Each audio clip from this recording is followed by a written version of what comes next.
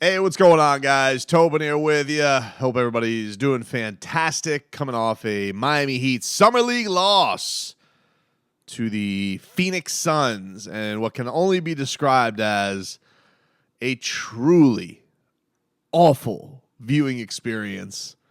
I mean, the score dictates itself, does it not? 73-70.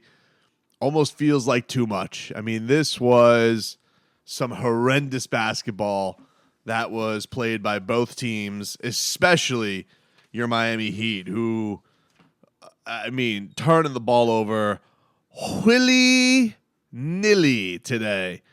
They had 20. Do I have that count right? Am I looking at the right column? 28 turnovers as a team. Whew.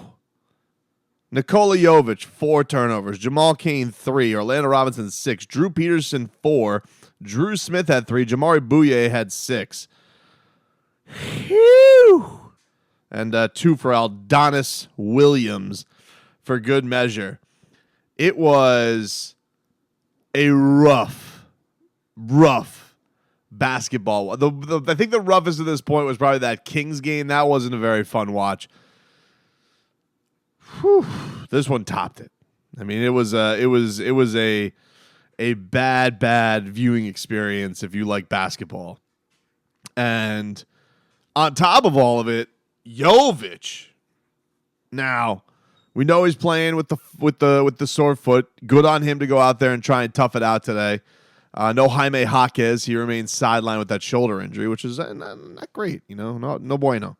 I do wonder with Nikola, after a game like this, if he is lingering from any of this stuff, do they shut him down per se? Do they go in there and not push this anymore? Because I think to this point he's looked excellent, and I was loving. Caron Butler had some really cool things to say about him, where just his mentality that he's come in there. He said after the last game that Jović had come into Vegas thinking that he's the best player in this tournament. And, we saw some great stuff from him this game. Last game, this game, just not so much. I mean, couldn't hit a bucket. He was missing free throws. 1 rebound. I mean, I think it's fair to say he was playing a little bit labored or dealing with something there. And they trotted him out there. He didn't even really close the game. They put him back in with 8 minutes left. Gave him a couple more minutes there, and then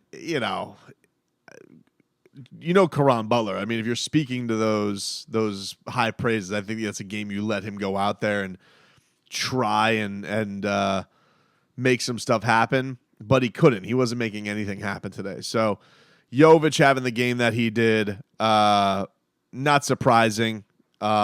Considering that he's probably hobbled. The thing you got to say for the Miami standpoint, in spite of all of their miscues today, I still can't believe that number. Jesus, 28 turnovers. Holy crap. Because I look at it Phoenix had 16 turnovers. Oof. But then you look at Miami, you're like, oh, terrible. Either way, the positives out of this game, I would say Jamal Cain by far was the best player for the Heat. And he had a monster clutch 3 to tie things late.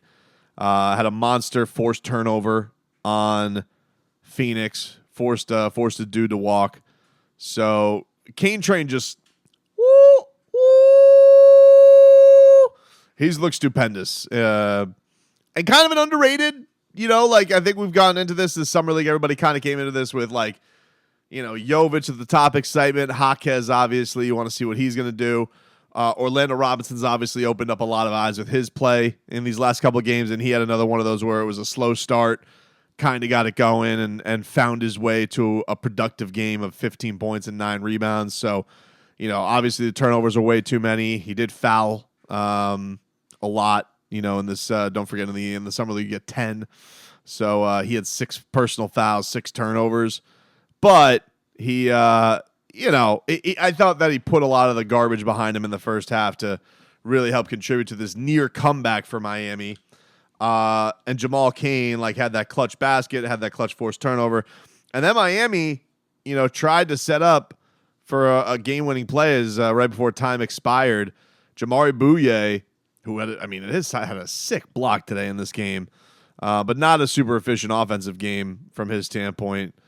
But he nearly had his 10th assist. He kicked it open to Drew Peterson. Intangibles. Drew Peterson, who's basically new Duncan Robinson, right? He's got, you're going to go out there. He's got the goofy shooting number. Let's see what he can do. Great college career shooting the basketball. He's probably looked the best of all the intangibles they've intangibled. Today he was 3 for 5. But he's 3 for 4 at the time he took this game winner. Wide open look. Couldn't have been cleaner. Great play produced by Jamari. Great play written up by Caron Butler. And he shorted it. So the Miami Heat lose their first one in Vegas in an eventful day. In Heatland. I did want to get to one thing that I didn't get to because I didn't see this quote when I did my first recap of the Cronin stuff. But this one maybe takes the cake of the most laughable quotes out of all of it.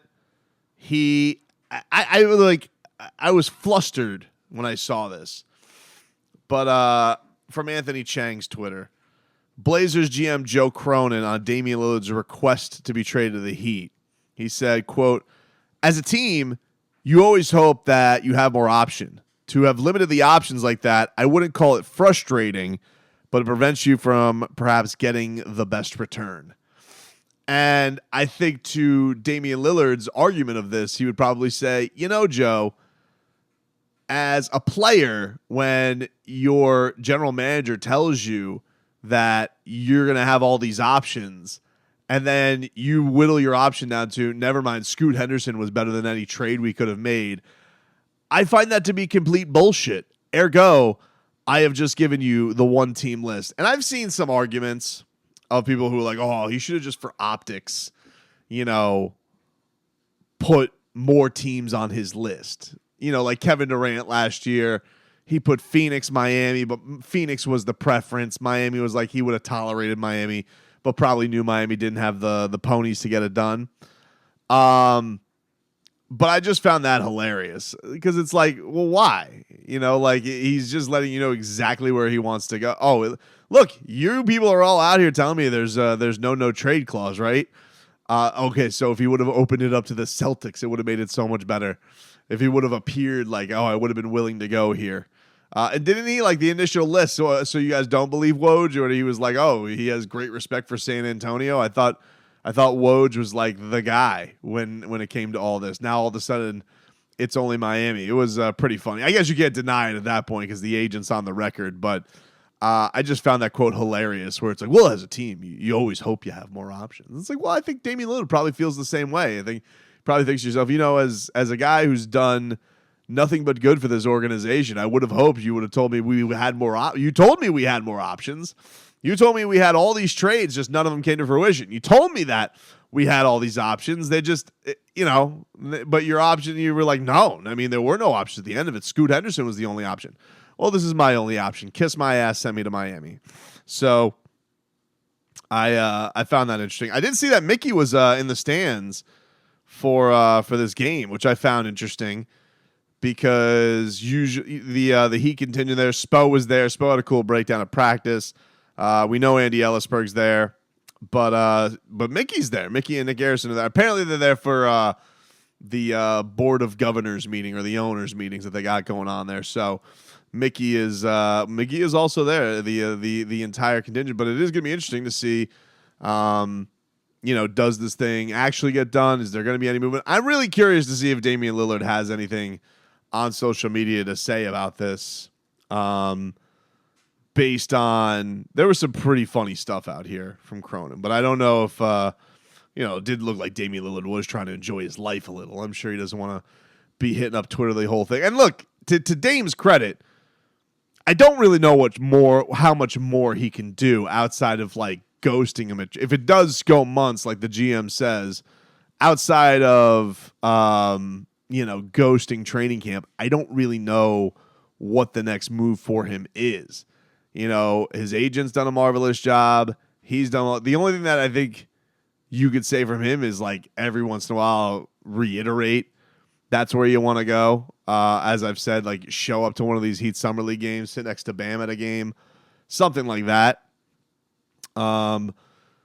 But, to this point, he's done marvelous, making a stink, being very public about it, doing all he could do to make his beliefs known, getting the media super angry at him, especially the Bostonian media.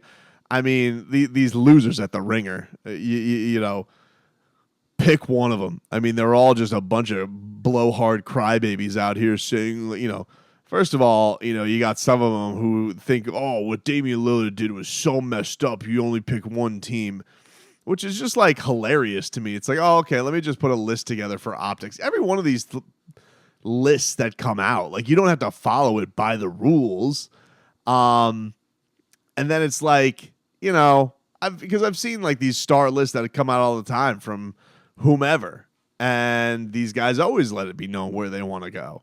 And now all of a sudden Damian Lillard does it, and it's a problem. And I think the thing that's funny about it the most is like everybody goes to the money thing where they're like, well, they paid him that extra 2 years. And it's like, well, yeah, he's your franchise icon. You should pay your franchise icon, as many years as possible. You're acting like you guys did something special in paying Damian Lillard all this money. Like that's supposed to be one of your advantages, yeah.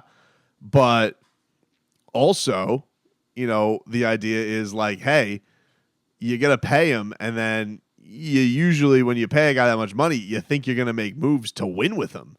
And instead, you kind of smiling faces, hidden agendas. You said one thing, and then you did another.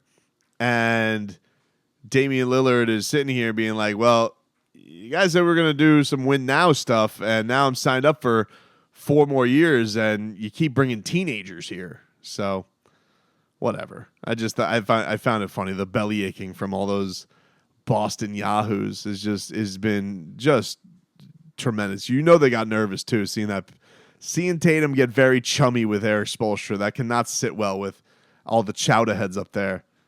They're like, I don't like the fact that he's hanging with Spo. Get out of there.